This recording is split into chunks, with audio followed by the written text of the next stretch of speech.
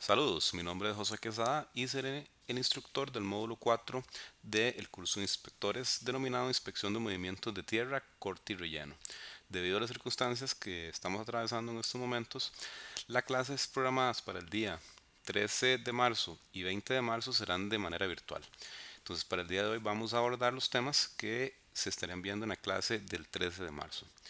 Iniciamos con el primer tema, que es el tema de excavación y terraplenado.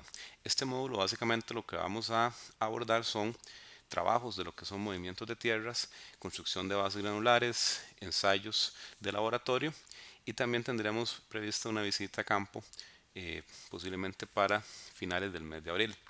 Entonces, iniciando con el primer tema, básicamente lo que vamos a estar abordando es las actividades contempladas en el CR 2010 de la sección 204, denominada excavación, terraplenado y pedraplenado. En este caso, lo que vamos a estar viendo son las actividades contempladas desde la fase inicial de lo que denominamos el descapote, pasando por el tema de escombreras, excavación en vía, donde vamos a ver que existen diferentes casos denominados excavación común, excavación no clasificada, excavación en roca, tema de subexcavación, préstamos no clasificados, préstamos seleccionados, caso 1, caso 2, préstamos seleccionados para acabado también de caso 1 y 2, los terraplenes, pedraplenes, la construcción de zanjas temporales y lo que es conformación de taludes, tanto lo que es la actividad de redondeo y de descamado. Y finalmente lo que es la parte de remoción de derrumbes. Esto contempla básicamente lo que son los renglones de pago contemplados desde el renglón de pago 204.01 hasta el 204.15. Adicionalmente vamos a abordar un poco lo que es el tema del sobreacarreo, que es una actividad que si bien no es parte directamente de lo que es eh, la sección 204, sí es una actividad que está muy íntimamente relacionada. Como podemos apreciar, prácticamente todas las actividades que están contempladas dentro de este renglón de pago son actividades que se pagan por metro cúbico. Entonces, va a ser muy importante. Dentro de un rato vamos a ver la forma en que nosotros podemos hacer estimaciones de lo que son volúmenes de trabajo para lo que es efectos de pago y de control de avance de obra.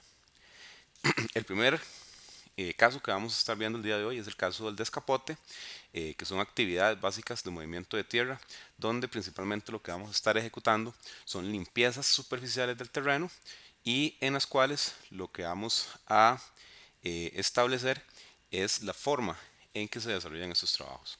Entonces la descripción de este trabajo es que consiste en el retiro de raíces de suelos que contengan materia orgánica, arcillas expansivas o cualquier otro material inapropiado para la construcción de la obra. Es decir, estamos hablando de la remoción únicamente de la primera capa superficial de lo que es el terreno. Entonces el descapote se realiza de acuerdo con el espesor que determinan los estudios de suelo y el contrato o de conformidad con lo indicado con la administración. Eso quiere decir que muchas veces esta capa de material vegetal puede variar su espesor, pueden ser unos cuantos centímetros, pueden ser incluso varias decenas de centímetros, por lo cual es importante que el estudio de suelo preliminar nos indique cuál es esa capa inicial de material que en definitiva no va a ser útil para ninguna actividad adicional. Estamos hablando de materia orgánica que pues suele ser muy buena, digamos, para actividades agrícolas o para otro tipo de cosas, pero no desde el punto de vista de soporte del suelo, que es lo que nosotros andamos buscando. ¿Cuál es la maquinaria que utilizamos normalmente para este tipo de obras? Utilizamos retroexcavadoras o bajops, utilizamos vagonetas, tractores medianos y pequeños, básicamente por un tema de comodidad de trabajo y también en ocasiones si la capa es muy pequeña, digamos, si el suelo es muy blando, podríamos utilizar incluso cargadores para este tipo de actividad constructiva. La segunda actividad que vamos a ver es el tema de construcción de la escombrera.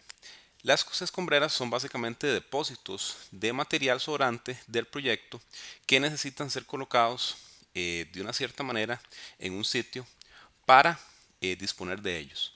Entonces, básicamente lo que me interesa en este punto es que entendamos que hay una gran diferencia entre lo que es una escombrera y lo que es un botadero. Entonces, en la imagen de la izquierda podemos ver básicamente que es un botadero, o sea, un conjunto de tierra que se ha tirado por ahí. Y en la imagen de la derecha vemos lo que es una escombrera.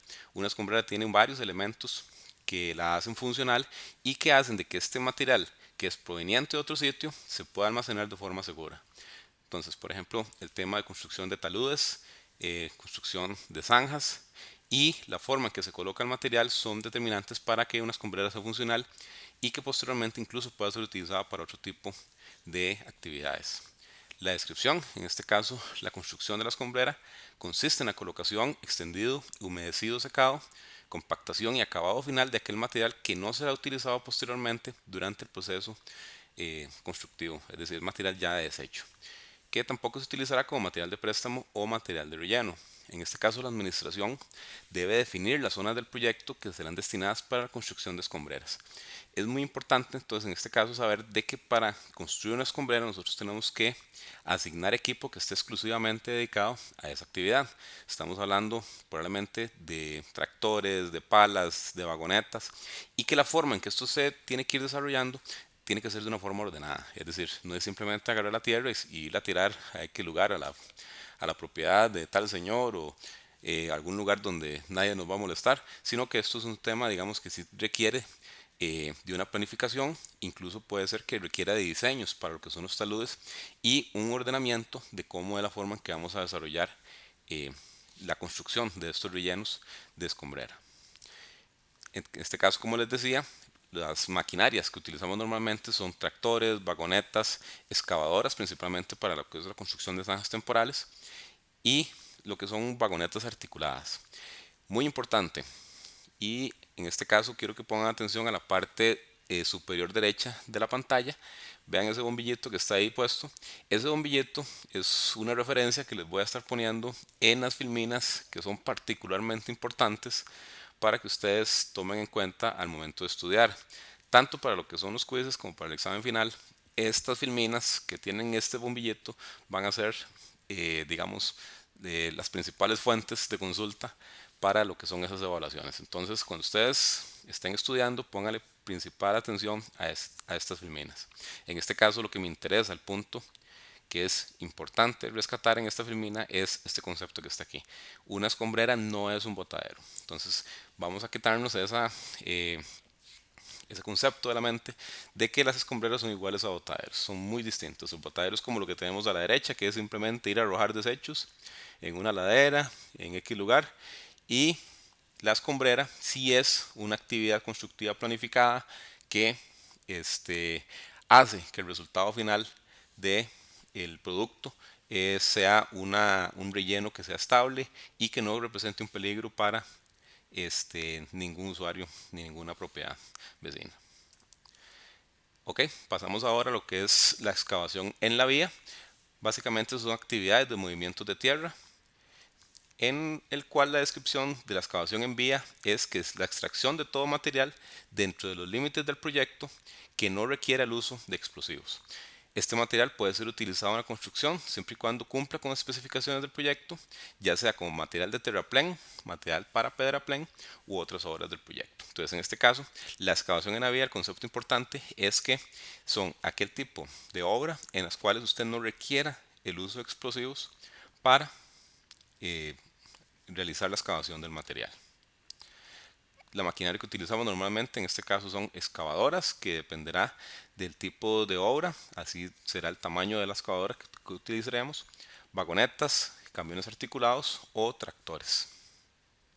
En este caso aquí tenemos un listado de equipos que son los que usualmente utilizamos para lo que son actividades de excavación en la vía. Entonces ahí podemos ver que son camiones articulados, excavadoras, motoniveladoras, tractores y algún otro equipo que podría ser utilizado de forma ocasional o equipos para actividades menores, como podría ser un backhoe, por ejemplo.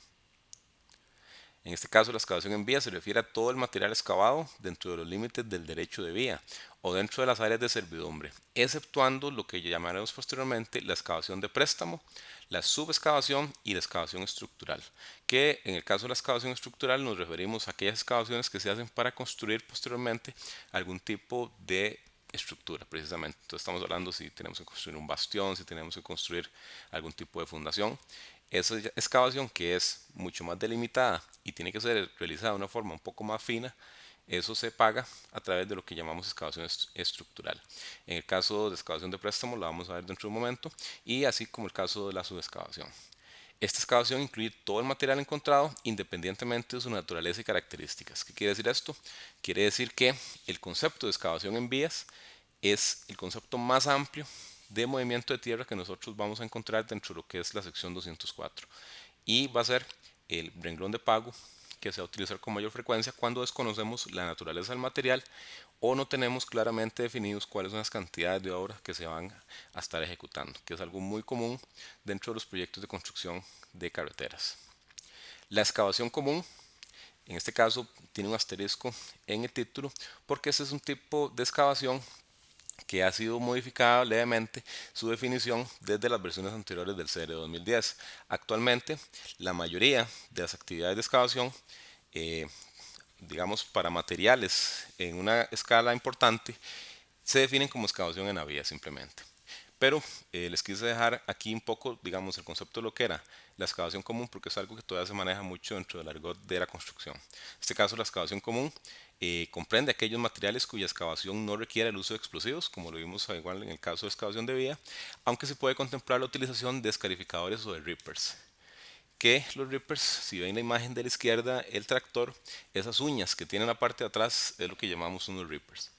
También incluirá dentro de este tipo de excavación aquella que corresponda a materiales con determinadas características definidas en las especificaciones. ¿Okay? Otro caso, otro renglón de pago que se utilizaba con mucha frecuencia en este tipo de actividades es lo que llamábamos la excavación no clasificada, que es un concepto muy similar a los dos anteriores que vimos hace un momento. En este caso, la excavación no clasificada es aquella cantidad o aquella excavación cuya cantidad determinada para excavación en roca, excavación común o cualquier otro tipo de todos los trabajos de excavación comprendidos se consideran como excavación no clasificada, sin tomar en cuenta la cantidad ni la calidad de los materiales encontrados durante las excavaciones. Entonces, este concepto de excavación no clasificada es muy similar al de excavación en vía y al de excavación común, y era un renglón de pago que se utilizaba con mucha frecuencia en proyectos de construcción anteriormente. Ok, vamos a ver ahora algunos procedimientos usuales para estas labores de excavación en caminos o para aperturas de caminos y básicamente las labores de movimiento de tierra bajo la designación de excavación en la vía, excavación común o excavación no clasificada se desarrollan de una forma muy similar porque son actividades que son prácticamente hermanas. El contratista en su programa de trabajo mensual se supone que tiene que definir los sitios de trabajo donde va a ejecutar los movimientos de tierra. Entonces, debe existir una planificación para que la administración y la inspección sepa en qué lugares es que se va a intervenir el proyecto. En este caso se realizan replanteos topográficos según lo que está establecido en planos, tanto estacionamientos, curvas verticales, curvas horizontales, colocación de yuguetas, estacas y tacos.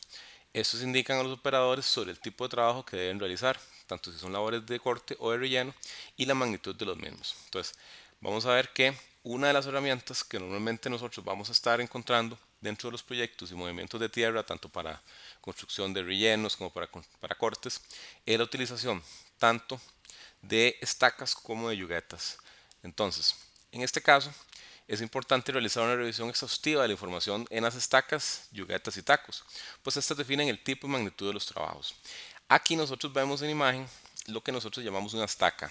Generalmente las estacas lo que hacen es definirnos cuál es el tipo de movimiento de tierra que vamos a tener en un lugar. Entonces, si lo vemos en la imagen de la izquierda, podemos ver que normalmente en las estacas se coloca una letra que puede ser una C o una R. La C corresponde a una actividad de corte, es decir que a partir del punto donde está colocada la estaca, lo que se inicia es una labor de excavación, de movimiento de tierra, de retiro de material del sitio. Cuando es una R, estamos hablando de una actividad de relleno, es decir que lo que vamos a estar haciendo es aportando material en ese punto del proyecto. El siguiente renglón, o lo que está inmediatamente por debajo de la letra, es la altura establecida en metros de tanto el corte como el relleno que estamos realizando. Entonces, por ejemplo, en el caso del dibujo de la izquierda, podríamos estar interpretando de que lo que estamos haciendo es una actividad de corte de 5 metros de altura. Posteriormente, lo que se indica es la pendiente del talud, es decir, cuál es la inclinación que va a tener el talud. En este caso se lee de la siguiente forma, donde dice 1 por 1, la primera letra define lo que es la altura de la excavación y el siguiente número lo que define es la separación en el plano horizontal de esa excavación.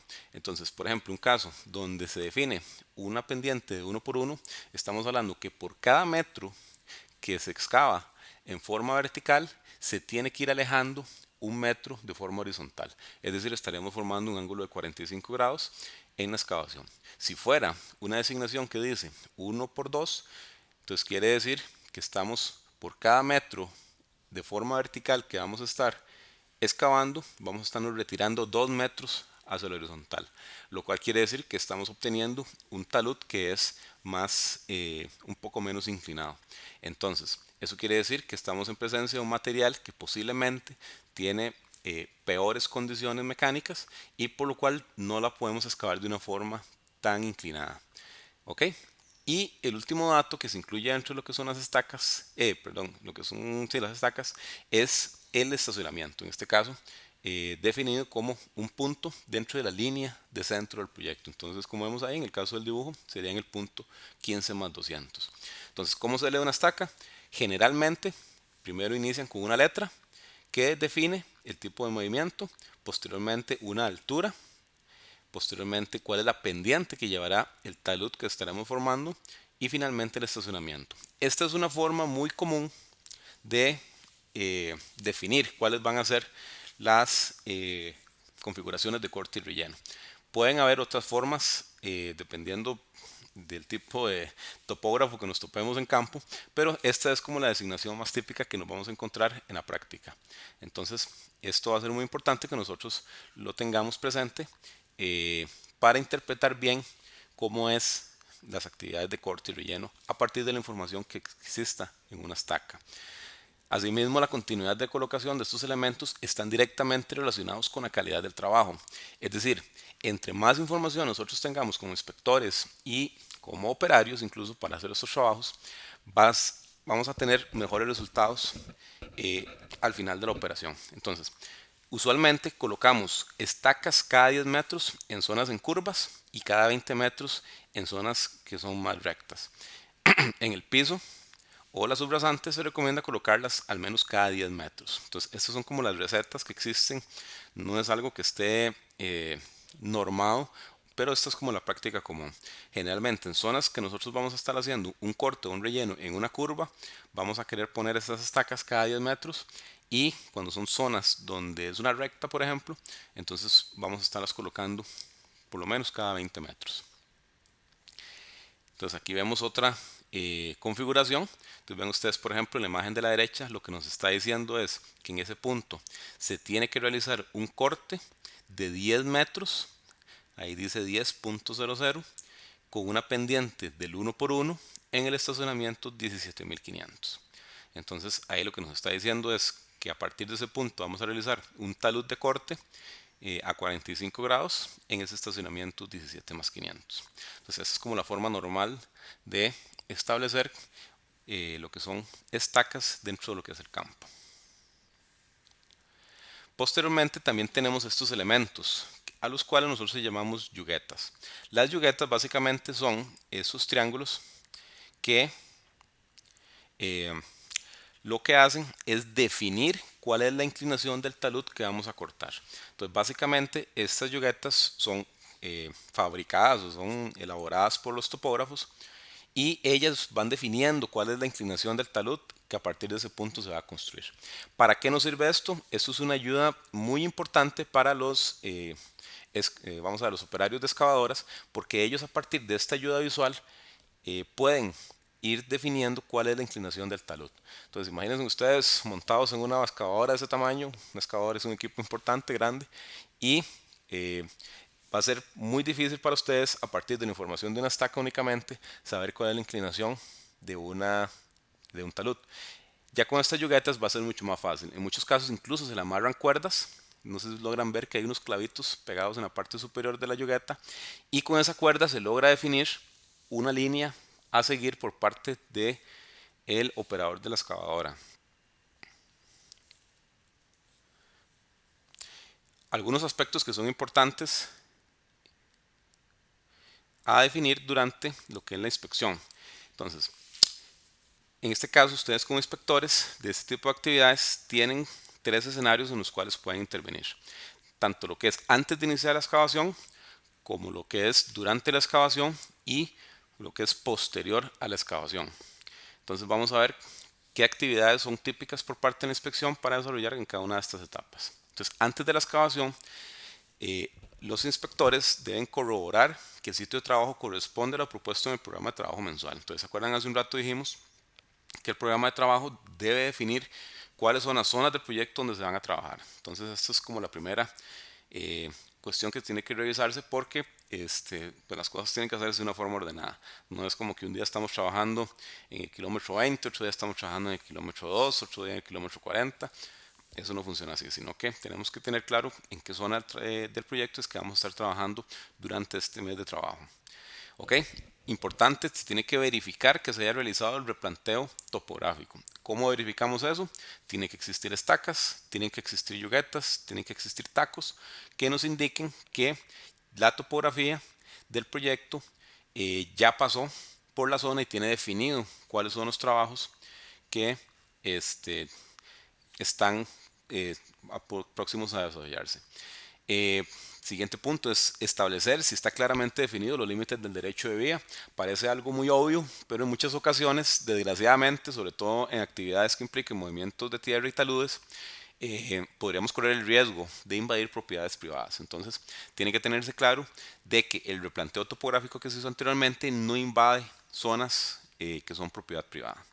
Después, hay que verificar que las condiciones climáticas podrían afectar o poner en riesgo la seguridad de los trabajadores, por ejemplo, en proyectos en zonas que son altamente lluviosas o durante época de invierno, digamos, puede ser que algunas actividades sean riesgosas. Entonces, como inspección, estamos en la obligación de advertir a en este caso al contratista, de posibles problemas a nivel de seguridad a partir de condiciones climáticas, sobre todo temas de lluvias. Siguiente punto es verificar que estén debidamente colocadas las estacas, las yuguetas y las cuerdas y tacos y otros dispositivos de orientación a los operadores. Entonces es parte también de la revisión que se hace previo a los trabajos de excavación. La separación entre estacas y tacos es acorde a lo recomendado. Entonces, como vimos anteriormente, en zonas de curvas generalmente vamos a querer que por lo menos estén cada 10 metros y en zonas en rectas por lo menos cada 20 metros ocupamos una referencia de si es corto o de relleno. Y finalmente, si se tienen claramente identificadas las zonas de corte y relleno, es decir, en qué partes vamos a estar ejecutando cortes y en qué partes vamos a estar ejecutando rellenos. Sería muy raro que en un proyecto entre una estaca y otra haya actividad de corte y relleno, después posteriormente corte, por ejemplo. Entonces, ese tipo de cosas, ese tipo de inconsistencias que podrían darse, son cosas que hay que revisar de previo a la excavación. Cuando estamos durante el proceso de excavación, el contratista, otra de las cosas que se verifica es que el contratista cuenta con los suficientes equipos, tanto de excavación de acarreos. En este caso, la pregunta será si están balanceados. Cuando nos referimos al tema de si están balanceados o no, lo que estamos hablando es si la maquinaria que está haciendo los movimientos de tierra tiene suficientes equipos de acarreo para no detenerse durante el proceso. Entonces, estamos hablando de que por cada excavadora tiene que haber una cierta cantidad de vagonetas que puedan llevar el material, depositarlo en una escombrera y posteriormente regresar sin que la excavadora se detenga mucho tiempo eh, durante la labor de corte o de relleno. Entonces, eso es algo importante porque muchas veces podríamos tener equipo ocioso, ¿verdad? Entonces, es importante que la inspección tenga conciencia de si el equipo que se está aportando en ese momento es suficiente para la ejecución de la actividad. Segundo, si están los ayudantes de los operadores que los orienten durante las excavaciones. Es muy común que durante las excavaciones o la ejecución de taludes los operarios de las excavadoras no cuenten con ayudantes. Los ayudantes básicamente es este personal que va a estar en la parte de arriba del talud indicándoles con ayuda de las yugatas también si el ángulo de inclinación del corte está cumpliendo con lo que está planteado por la topografía. Entonces es una ayuda que ellos van a tener ahí que indudablemente va a brindar mejores resultados. Tercero, se realiza una verificación inicial con nivel de mano de las inclinaciones de los taludes. Eso es un nivel de mano, básicamente es una herramienta pequeña, también se llama un clinómetro, que básicamente lo que hace es indicarnos cuál es el ángulo que tiene la configuración de un talud durante la excavación. Entonces, aunque no es una herramienta de alta precisión topográfica, va a ser algo bastante útil para ustedes como inspectores para poder determinar si el corte que se está realizando está cumpliendo con la inclinación que está planteada en planos. La disposición de los materiales de desecho se hace en un sitio aprobado por la ingeniería del proyecto. Esto es básicamente hablando sobre el tema de las escombreras. Si el material se está depositando en una escombrera autorizada y también si la disposición de los materiales de relleno se hace en un sitio aprobado por el ingeniero del proyecto.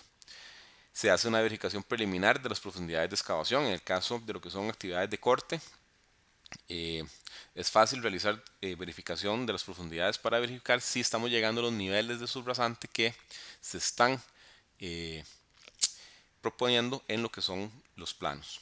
Además, durante la excavación también es importante verificar que las estacas y los tacos que son accidentalmente derribados se repongan. Entonces, sobre todo en actividad de lo que es colocación de capas granulares, que vamos a ver en las siguientes clases, normalmente lo que se utiliza son tacos. Entonces, los tacos son ayudas visuales que van definiendo ellos mismos cuál es la altura de los espesores de material que se van colocando. Y es muy común, sobre todo cuando se trata de la actividad de nivelación con una niveladora, que los tacos salgan volando. Entonces, reponer esos tacos es una actividad que es obligación del contratista y que la inspección tiene que estar consciente de que sean repuestos cada vez que se afecte uno de ellos. Y después de la excavación, la cuadrilla topografía tiene que realizar la verificación de taludes, tanto inclinaciones, secciones transversales en los estacionamientos para posterior pago. Entonces es importante que ustedes como inspectores verifiquen de que la cuadrilla topografía efectivamente pasó por el sitio realizando una revisión de la actividad que se acaba de realizar. Además de que los materiales de desecho se han dispuesto en escombreras fuera de la zona del proyecto, que los materiales aprovechables han sido acopiados para su posterior uso. Estamos hablando de materiales que vamos a llamar materiales de préstamo, que lo vamos a ver en otro momento que se trata, y que se ha conformado el área trabajada para evitar la aparición de charcos o surcos de agua. Esto es algo que es muy importante.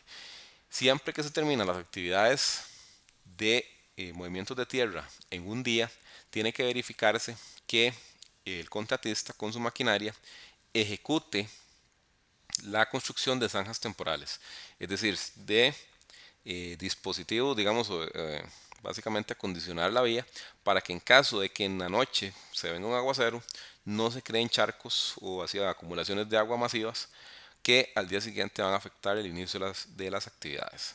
Entonces es importante que se tomen unos cuantos momentos para hacer algún tipo de caño que sea de forma temporal o digamos, aunque no sea muy fino, digamos, pero que evite que se formen este tipo de charcos porque eso nos va a afectar muchísimo el día siguiente de trabajo.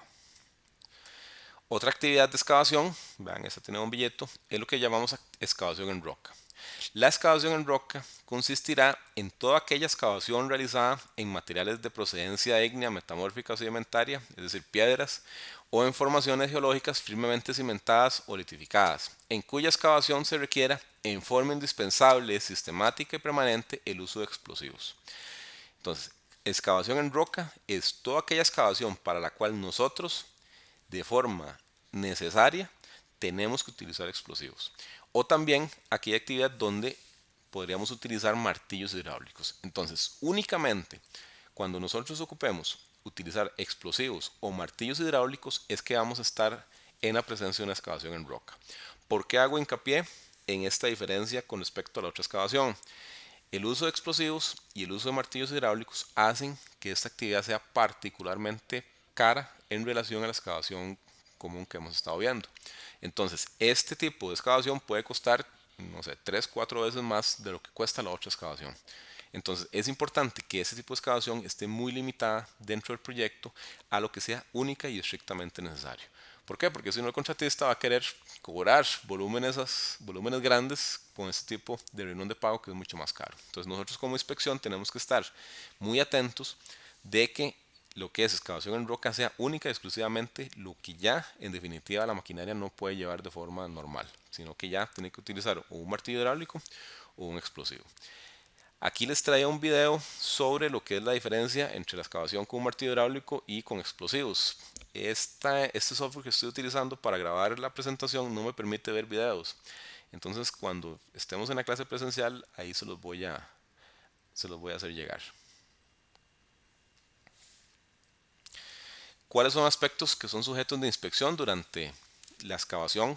En este caso, de rocas o excavación en roca, pues, es previo a la excavación que se corrobora que el sitio de trabajo corresponde a lo propuesto en el programa de trabajo mensual, que existe claridad de las zonas donde se realiza este tipo de labores, como les decía anteriormente, la actividad tiene que ser limitada a lo mínimo posible, que se han realizado pruebas que corroboren que el material se clasifica como un material rocoso. Existen diferentes ensayos que pueden verificar que este material efectivamente clasifica como roca. Hay uno que se llama RQD, otro que se llama RCS, otro que se llama VP, que es la velocidad de onda compresional, o el índice de excavabilidad.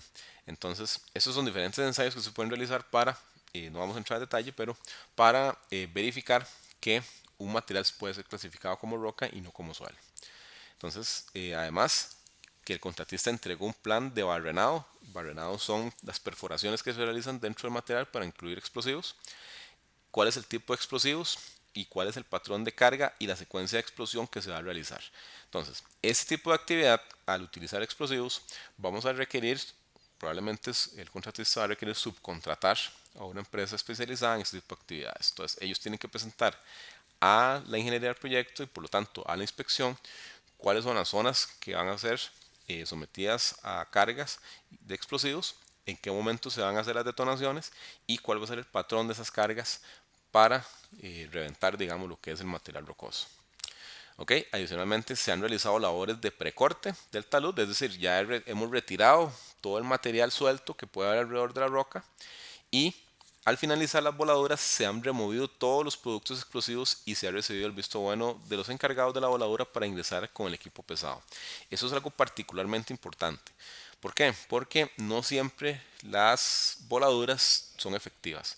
Es decir, pasa con cierta frecuencia de que al realizar una voladura alguna zona por algún motivo el detonante no explotó o no toda la carga fue detonada.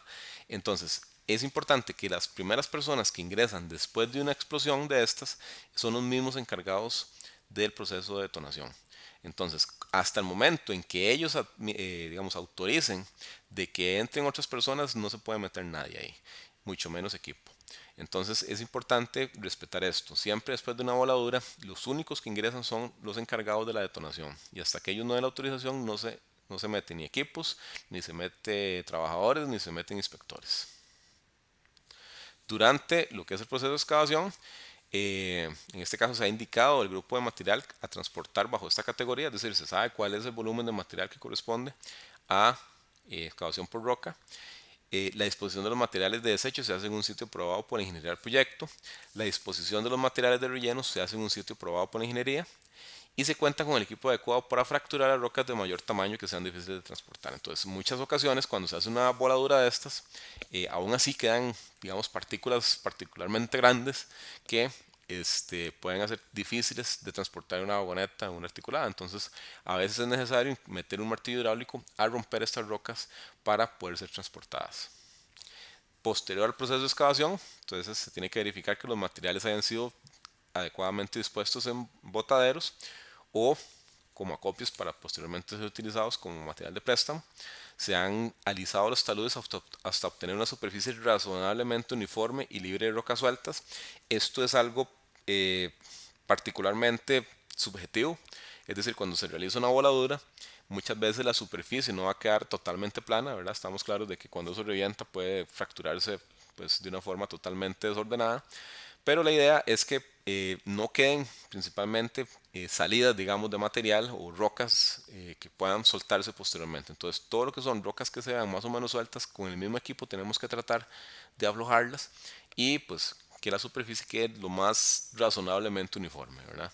Tampoco vamos a pedir imposibles en vista de que eso es una cuestión pues que es un poco pues, difícil de pronosticar.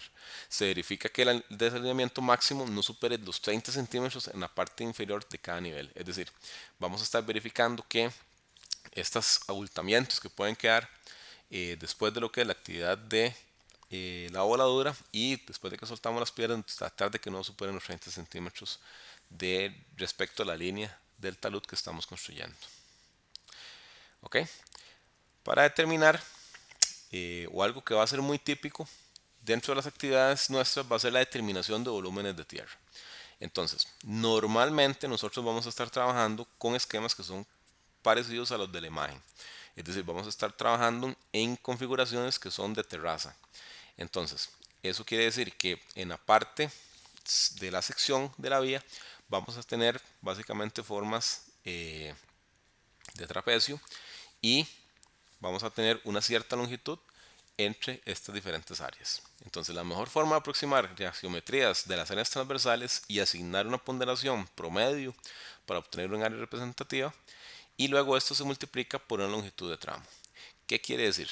Que nosotros, para estimar un volumen de trabajo, vamos a utilizar la siguiente fórmula, que es la que podemos ver en la parte inferior derecha, que es que el volumen va a ser la suma de el área 1 más el área 2 dividido entre 2. Esto quiere decir que vamos a estar sacando un área promedio y lo vamos a multiplicar por la longitud. Con eso lo que vamos a estar haciendo es sacando un volumen promedio del área que vamos a estar trabajando.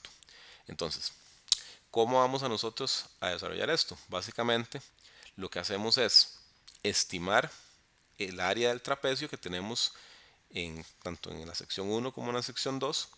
Vamos a sumarlas, dividirlas entre 2 y multiplicar por la separación entre estas áreas. Entonces, esa es como la forma más típica y la más sencilla para estimar volúmenes de trabajo en lo que son tanto terracerías como en áreas de corte.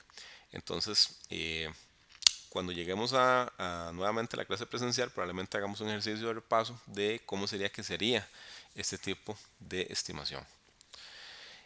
¿Qué es importante tener en cuenta cuando realizamos una excavación de este tipo?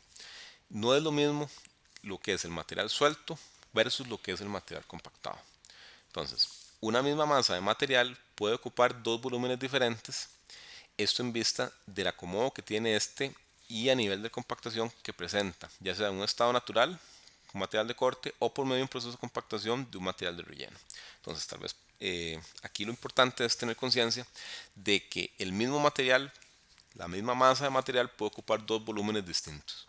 Entonces, generalmente cuando nosotros realizamos el corte de un material, este material tiende a expandirse cuando está colocado, por ejemplo, en una vagoneta. Entonces, ¿por qué es esto? Porque el material cuando está en su estado natural, él tiene una cierta compactación, es decir, las partículas están acomodadas de una cierta forma. Cuando nosotros excavamos ese material, nosotros alteramos esa configuración. Y el material al estar suelto, hay mucho volumen de material que es aire. Entonces, esto hace de que el mismo volumen en terreno no sea el mismo volumen en vagonetas, ¿verdad? Lo mismo pasa en el caso de un relleno. El material que nosotros traemos a una zona de relleno, una vez que nosotros lo colocamos y lo compactamos, va a reducir su volumen en relación al material que nosotros traemos suelto en la vagoneta. Entonces, esta diferencia se puede medir y existe un factor o dos factores, digamos que son básicamente el mismo concepto, al que llamamos factores de hinchamiento o factor de compactación. Entonces, ese factor lo que hace es que nos relaciona cuánto es el volumen suelto de un material versus el volumen compacto que tiene el material. Entonces, por ejemplo, si nosotros queremos pasar de un material en estado natural a un material en corte, esto hace de que el volumen en estado natural versus el volumen en vagoneta se hinche, es decir, aumente su volumen. Entonces, a esta diferencia entre el volumen del material suelto versus el material compacto es lo que nosotros llamamos el factor de hinchamiento. Y en el caso contrario, que nosotros traigamos material para un relleno, entonces ese factor que relaciona la diferencia entre el material suelto y el material compacto es lo que nosotros llamamos el factor de compactación. Entonces, estos dos conceptos son importantes. Es básicamente la misma idea, es la forma en que se relaciona el material suelto versus el material compacto, simplemente cambiando la situación en la que estemos. Entonces, cuando estamos en una situación que vamos a cortar material, lo que nos va a afectar es el factor de hinchamiento, y cuando estamos haciendo un relleno es un factor de compactación el que nos afecta. En la fórmula que vemos abajo, que no vamos a entrar en mucho detalle, básicamente lo que nos dice es cómo ese factor es calculado. Entonces lo que hacemos es sacar una diferencia entre el volumen suelto versus el volumen compactado, dividirlo entre el material original, digamos, o material compactado multiplicado por 100. Entonces básicamente es un factor, es un número que hace que se relacione el material suelto contra el material compacto. ¿Cuánto es ese número? Esa es una pregunta pues muy típica. Generalmente uno podría hablar de que cuando pasamos de una situación de corte a material suelto, generalmente uno estima que ese factor puede ser de entre un 20 o un 30%. Generalmente se utiliza un factor de un 25%. Entonces vean que no es nada despreciable. Es decir, si nosotros tenemos un corte de 100 metros cúbicos, quiere decir que cuando esto se traslade a vagonetas, vamos a estar acarreando 125 metros cúbicos de material. Entonces, esta diferencia hace que sean más viajes de vagoneta y que sea un volumen mucho mayor al que nosotros posiblemente teníamos previsto con solo verlo en el terreno. Entonces es importante este concepto del factor de hinchamiento. Otra actividad que es muy común realizar, sobre todo en lo que son vías, digamos en lo que son configuraciones de caminos, es la actividad de subexcavación. La subexcavación básicamente es todo aquel material que se excava por debajo del nivel de subrasante. Entonces acordémonos que la subrasante es el nivel de suelo en el cual nosotros vamos a comenzar a colocar nuestro material de subbase, material de base, nuestra carpeta. Entonces es como la zona final de lo que es el terreno natural antes de lo que es la colocación de la estructura. Entonces, como podemos ver en la imagen, ese cuadrito rojo que se ve es todo lo que nosotros denominaríamos zona de subexcavación. Vean ustedes que está limitado únicamente al ancho de la calzada y por debajo de lo que son las capas de pavimento. Entonces la subexcavación, como es una actividad que usted realiza solo en este cuadrito, por debajo de lo que va a ser la estructura de pavimento, es una actividad que usted va a realizar con equipo de una forma un poco más fina, digamos. Entonces, esto hace que la actividad sea más lenta y por eso es que tiene que ser o se aplica un pago, digamos, mayor por esa actividad. Entonces, por eso es que la subexcavación tenemos que estar claro de que únicamente va a estar aplicada en esta zona por debajo de la estructura de pavimento. Entonces, ¿qué aspectos son importantes inspeccionar? Ok, es importante delimitar la zona de subexcavación, sobre todo lo que es la profundidad y los anchos que se van a subexcavar, que el levantamiento de las secciones transversales se realiza previo a la subexcavación, que sea removido y desechado el material de inadecuado, que el material que se incluye como relleno es material adecuado, es decir, material que cumple, digamos, con ciertas características físicas, que las capas de relleno no son mayores a 30 centímetros, que la compactación sigue los esquemas recomendados o propuestos por el contratista y aceptados en este caso por la ingeniería del proyecto, y que la compactación se lleva al menos a un 95% de la densidad máxima. Entonces ven ustedes que este tipo de actividad tiene mucho más requisitos que lo que hemos visto en excavación común, ¿verdad? Entonces por eso es que esta actividad es una actividad bastante más cara y tiene que realizarse de una forma mucho más afinada, ¿verdad? Posteriormente también podemos ver otra actividad que lo vamos a denominar material de préstamo. El material de préstamo básicamente son materiales que nosotros podemos utilizar en una zona del proyecto y que son traídos de otro lugar. Entonces, por eso es que se denomina préstamo. Entonces, estoy tomando prestado de otro lugar material para llevarme al sitio donde a mí me interesa utilizar ese tipo de material. Entonces, material de préstamo es la excavación de material requerido de sitios fuera del prisma de la vía, que se aplica cuando no hay disponibilidad de material de corte. Este no resulta suficiente o no cumple con los requisitos para ser utilizado en la construcción de terraplenes, pedraplenes u otras obras del proyecto. En este caso, el material de préstamo consiste en aquel que sea aprobado y necesario para la construcción de terraplenes, rellenos u otras partes de la obra. Deberá obtenerse de fuentes aprobadas por el ingeniero y clasificadas en 4 categorías, lo que llamamos préstamo seleccionado caso 1, préstamo seleccionado caso 2 y préstamo seleccionado para acabado caso 1 y caso 2. ¿Verdad? Entonces, ¿cuáles son las características del préstamo no clasificado? Básicamente que cumpla con estas 3 condiciones, que cumpla con una cierta clasificación, es decir, con una cierta granulometría, que sea compactado a una cierta humedad y una cierta densidad, y que la densidad en sitio sea verificada, es decir, tiene que ser material que se coloque de una forma compactada. En el caso de préstamos, aquí también vemos una tabla establecida en el CR 2010, donde se incluyen cuáles son las características del material que tiene que cumplir con lo que es el préstamo no clasificado. ¿Qué aspectos son inspeccionables, digamos, dentro de lo que es préstamo no clasificado? Hay que verificar que el material de préstamo sea un material granular relativamente fino, que no existan excesos de humedad, que no exista barro, raíces, semillas o otros materiales extraños dentro de este material. Acordemos que es un material que nosotros vamos a colocar para dar soporte a lo que es la estructura de pavimento, que el tamaño máximo de las partículas sea inferior a 600 milímetros, entonces no más de 60 centímetros puede ser material que se coloque ahí, que se cuenta con la aprobación de la fuente de la procedencia del material y que el reporte de la prueba de clasificación de suelo indique que el material sea un material A1, A3 o un material A24 según la clasificación ASHTO para tipos de suelos. Entonces, ¿qué es lo que nosotros llamamos la excavación de préstamo caso 1? La excavación de préstamo caso 1 es el material de préstamo que se utiliza en la construcción de terraplenes, rellenos u otras partes de la obra que procede de fuentes indicadas en planos o en las especificaciones del proyecto. Es decir, son materiales de los cuales la ingeniería del proyecto, es decir, la administración, ya ha aprobado su procedencia. Es decir, vamos a agarrar material que ya la ingeniería del proyecto decide que se va a tomar de cierta zona para utilizar en el proyecto. Entonces, ¿qué características tiene este tipo de préstamo? Entonces, en este caso, el material tiene que provenir de una fuente según los planos o las especificaciones del cartel. Que el material no contenga exceso de barro, de raíces, como lo vimos anteriormente, que la granulometría sea la que se indica a continuación. Entonces ven ustedes que el material de préstamo, el 100% del material tiene que pasar por la malla de 75 milímetros. Es decir, no puede ser material de más de 3 pulgadas.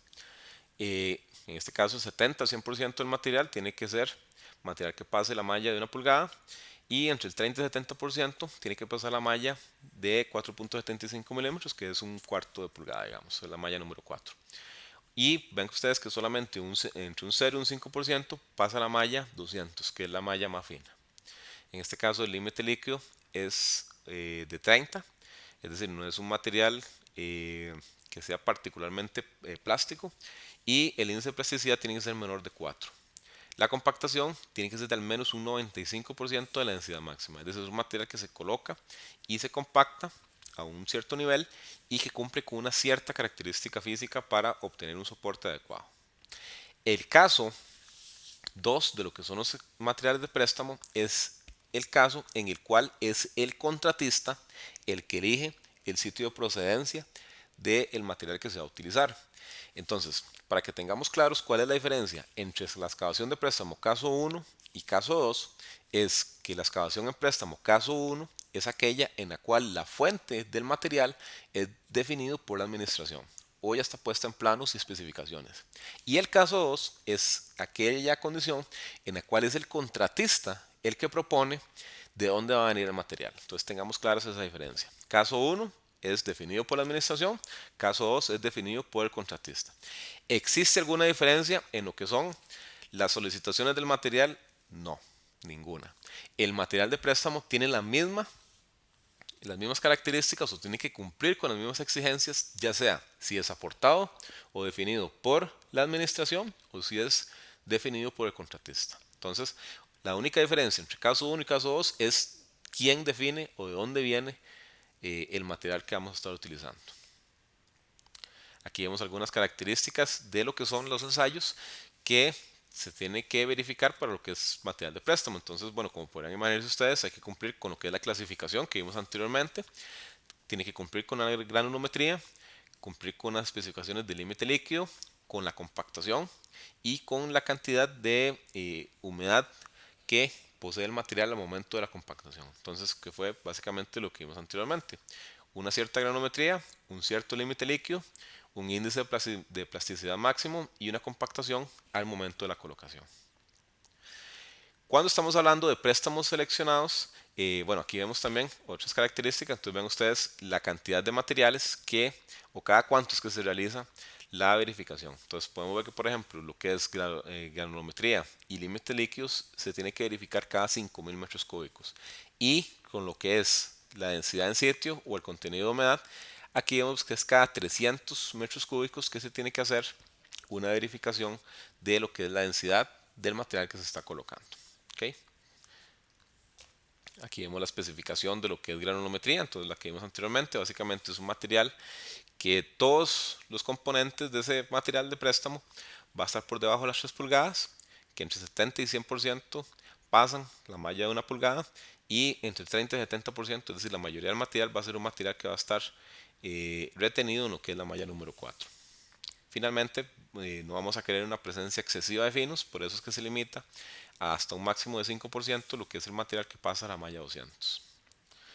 En lo que estamos, o en otro caso que podemos ver de material de préstamo, es lo que llamamos el material de préstamo para acabado. Entonces, cuando sí se indique en los planos o en el cartel de licitación, las partes superiores del pavimento o la obra básica del camino, tanto en cortes de terraplenes como en rellenos, se construirán en capas de material de préstamo para acabado provenientes de fuentes, ya sea caso 1 o caso 2. Y este material tiene que cumplir con estas características de la tabla 704. Entonces, este es un caso específico donde nosotros el material que traemos de otro lugar para el proyecto lo vamos a utilizar de forma temporal o de una forma básica, digamos, para lo que es la parte superior del camino. Entonces, en este caso, ese material tiene que cumplir con un cierto valor de soporte, que no puede de soporte a través del ensayo CBR, que no puede ser inferior de 10%. Ven que el tamaño máximo del material va a ser de 3 pulgadas. En este caso el límite líquido máximo es de un 35%, el índice plástico es de un 10% y también aquí el nivel de compactación es de un 95%. Entonces ven ustedes que son características similares a lo que veíamos viendo para el caso de lo que es material de préstamo que no es para acabado. Entonces, aquí en este caso, no está escrito aquí, pero bueno, lo que es el caso de préstamo, caso 1, para acabado, entonces estamos claros que es material que es aportado o definido por la administración y la excavación de préstamo para acabado, caso 2, sería el material que es definido por el contratista para lo que es la utilización en este tipo de obra. En cuanto a lo que son taludes, básicamente, bueno, todos tenemos un concepto creo que bastante claro, digamos, de lo que es un talud. Básicamente es una superficie inclinada respecto al horizontal que se adapta a lo que es una masa de tierra que está siendo conformada, ¿verdad? Cuando un talud se produce de forma natural, sin intervención humana, se denomina una ladera natural o una ladera.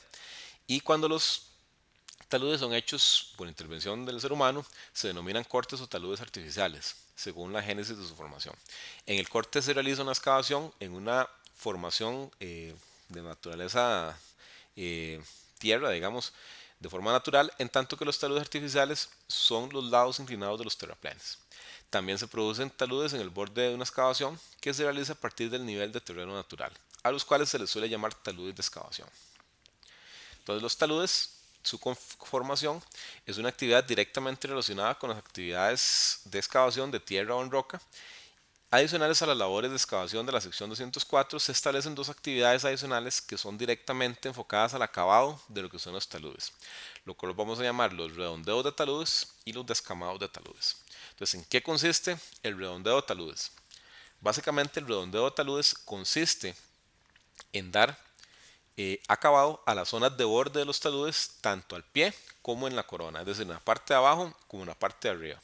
El afinado de estas zonas está relacionado con la forma en que se da la transición entre las diferentes bermas que aquí en la imagen podemos ver, digamos, las escaleras, cada una de las gradas de lo que es este corte, lo que nosotros llamamos una berma, y el manejo de aguas hacia las contracunetas. Las disposiciones deben estar dictadas por las especificaciones técnicas y planos constructivos y esta actividad es pagada por metro lineal horizontal de talud redondeado y a cada lado de la vía. Entonces, ¿qué son aspectos importantes a verificar durante el redondeo de taludes? Que se conocen las disposiciones especiales referidas al redondeo de taludes, que se hace una revisión cuidadosa de las estacas del talud para minimizar la necesidad de ejecutar labores posteriores, que existen materiales rocosos que hacen impráctico redondear el talud, que existen discontinuidades visibles a simple vista que necesitan corregirse. La actividad de descamado de taludes básicamente lo que hace es, también a esto se le llamaba anteriormente el afinado de taludes, es decir, que nosotros vamos a ir casi que de forma manual o de una forma muy lenta, digamos, realizando labores en la cara del talud, eh, tratando de retirar material que pueda quedar suelto o material que pueda generar problemas posteriormente. Entonces, ¿cómo se define?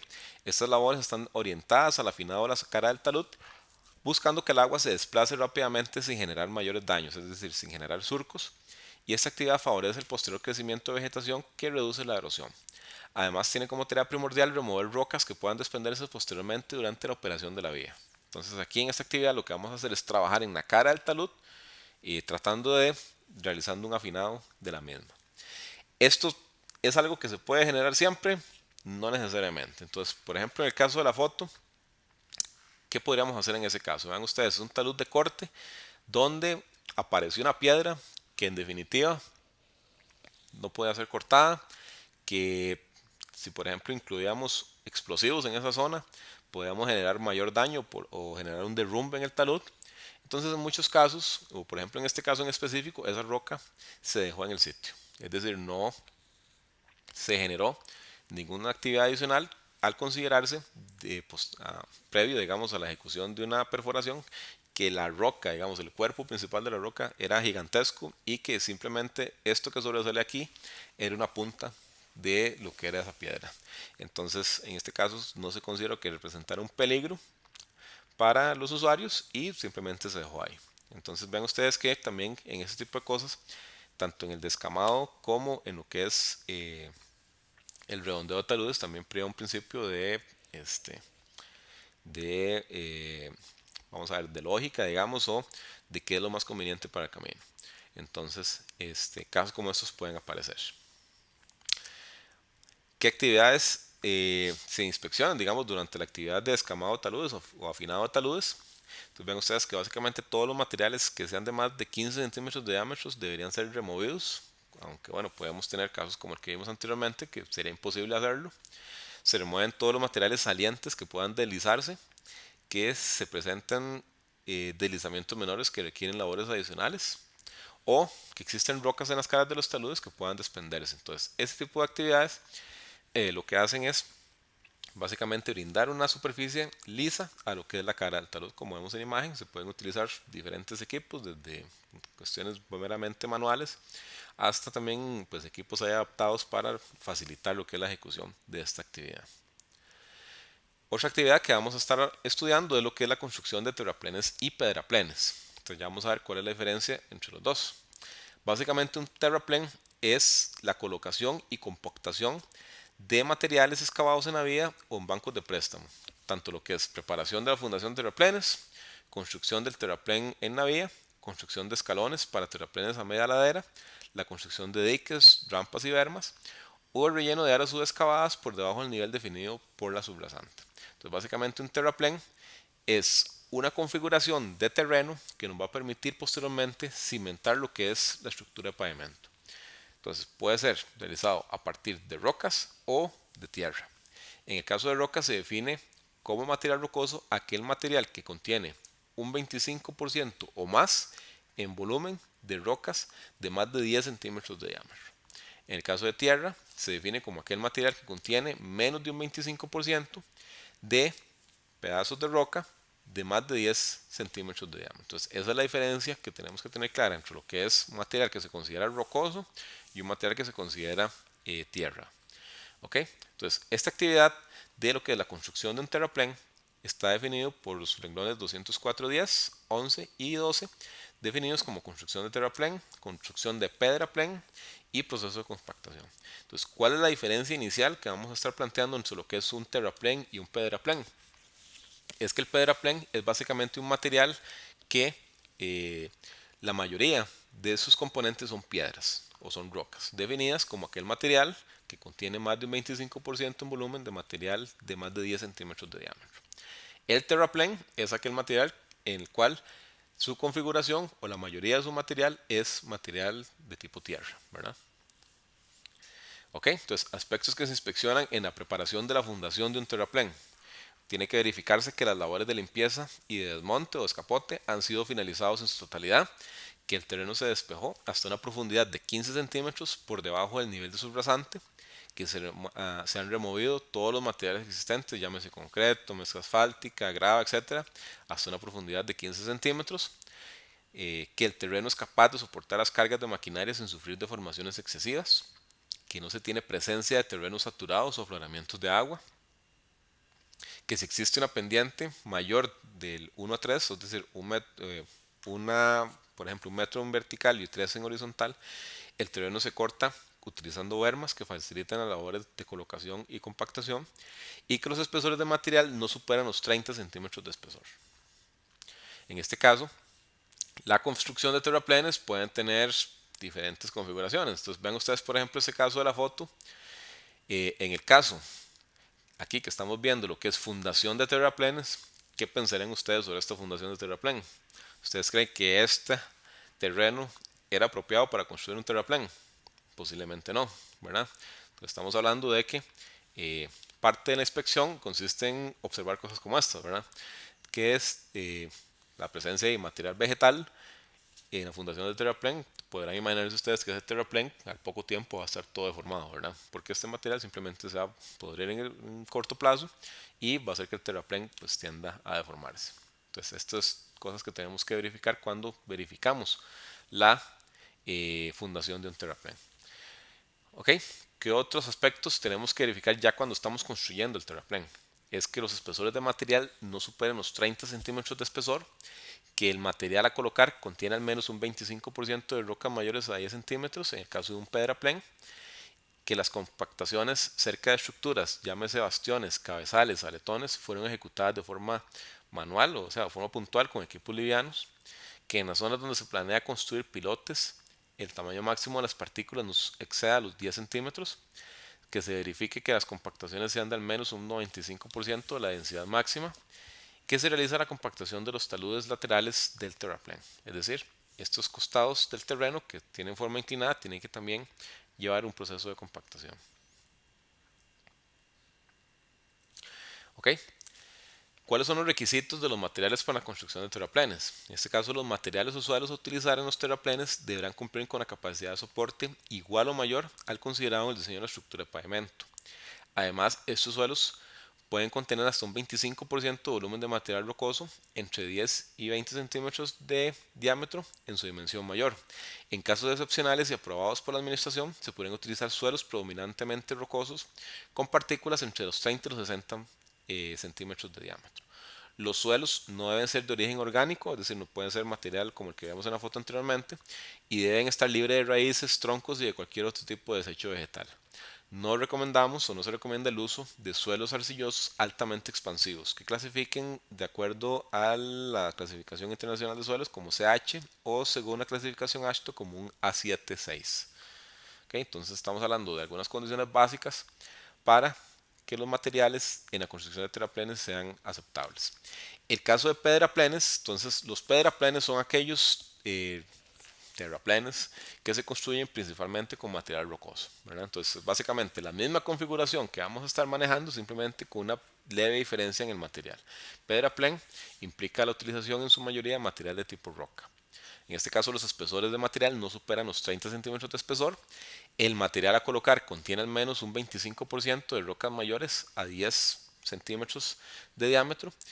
Las piedras de mayor tamaño, lo que popularmente llamamos como bolones, podrían ser colocadas en capas de hasta 60 centímetros, reduciéndolos al menos a un 40 centímetros, perdón, en su dimensión mayor. Es decir, que si tenemos una piedra relativamente grande, de unos 60 centímetros de diámetro, tenemos que colocarla de tal forma que sea la parte más angosta, digamos, de la roca la que quede horizontal al camino. Los espesores de las capas de pedraplenado no pueden superar los 60 centímetros de diámetro. En los pedraplenes con piedras grandes se incorporan piedras de tamaño intermedio para rellenar los vacíos. Eso es para que posteriormente el terraplén no se deforme considerablemente. En los últimos 30 centímetros de esta configuración se tiene que colocar un material mucho más fino, digamos, para que se rellenen ciertos vacíos y para que el tránsito sobre esos materiales sea un poco más pues amigable. Se verifica que la compactación sea al menos un 95% y se tiene que realizar la compactación de los taludes laterales o de las caras de lo que son los pedraplenes.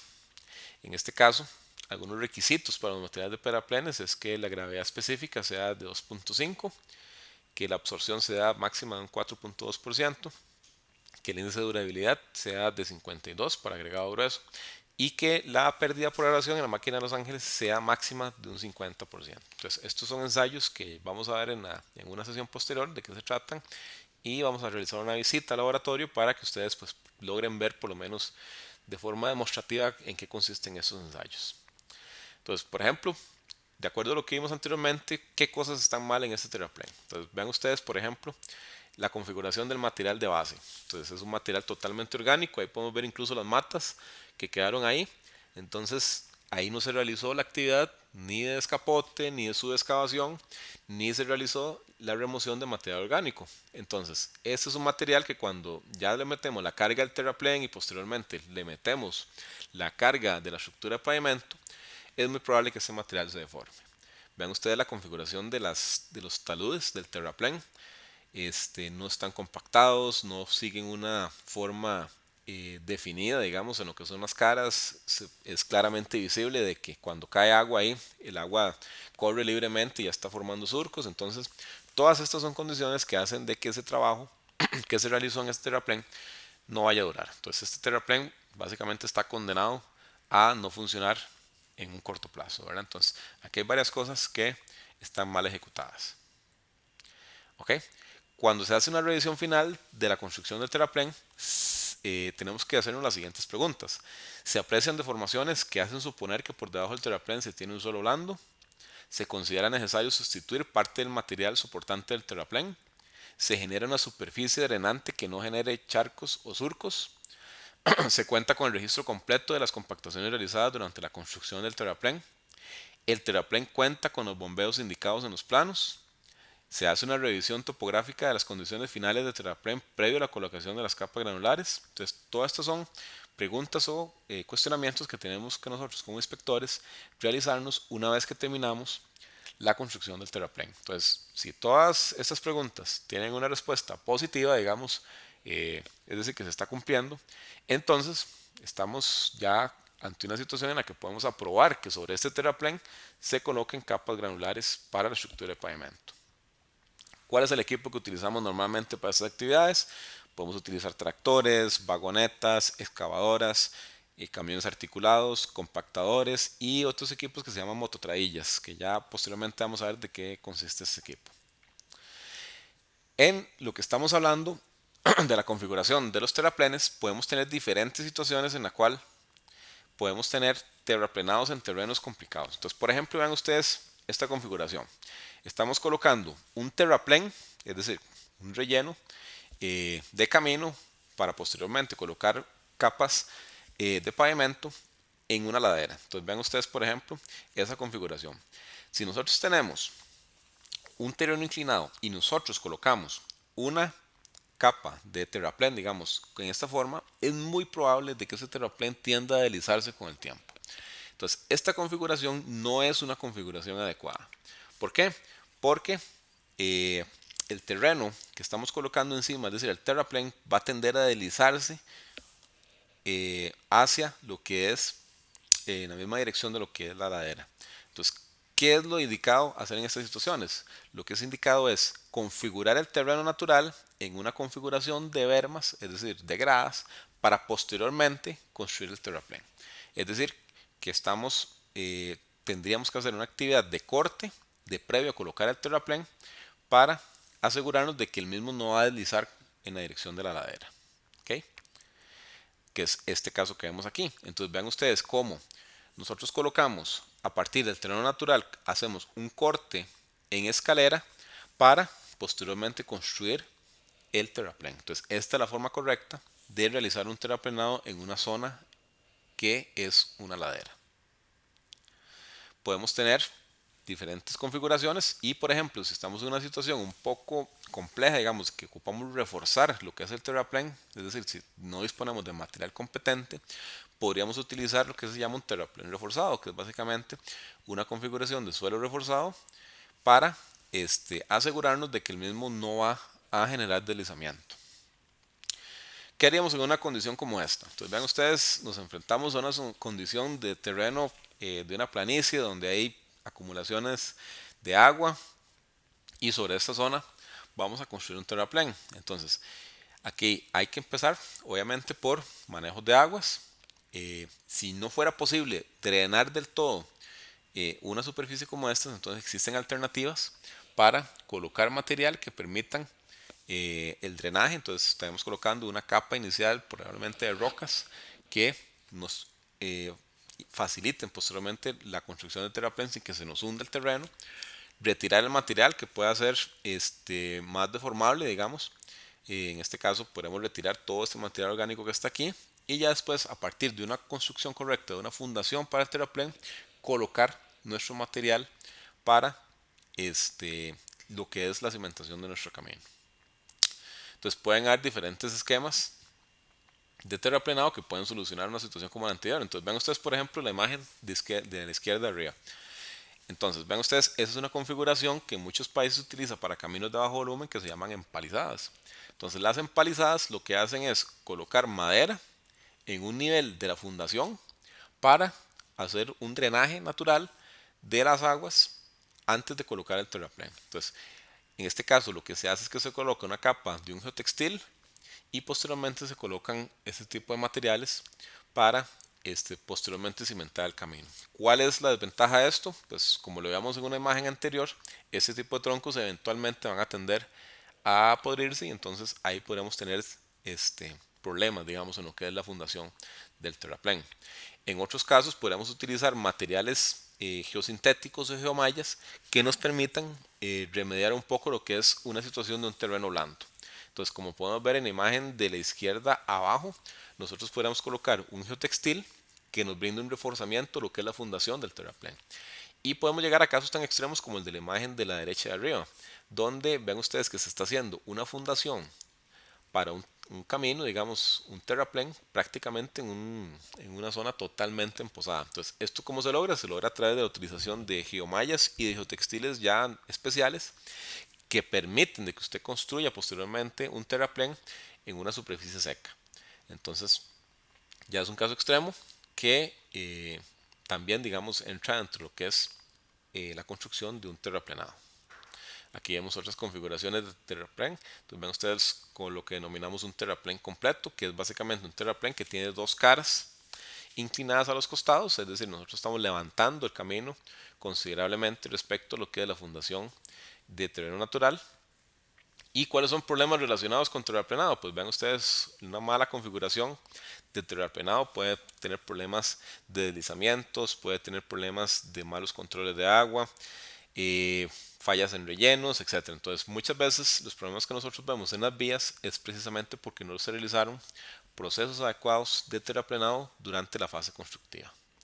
Esos son otros problemas de terraplenado. Vean ustedes, por ejemplo, cuando se hacen terraplenados muy altos y el material que se utiliza no es competente o los taludes del terraplenado no son adecuados o no se manejan aguas de una forma correcta, entonces suceden cosas como esta. Entonces ven ustedes aquí ya tenemos una grieta considerable en lo que es la orilla del talud del terraplén que hace que este material muy probablemente deslice con las primeras lluvias que caigan ahí.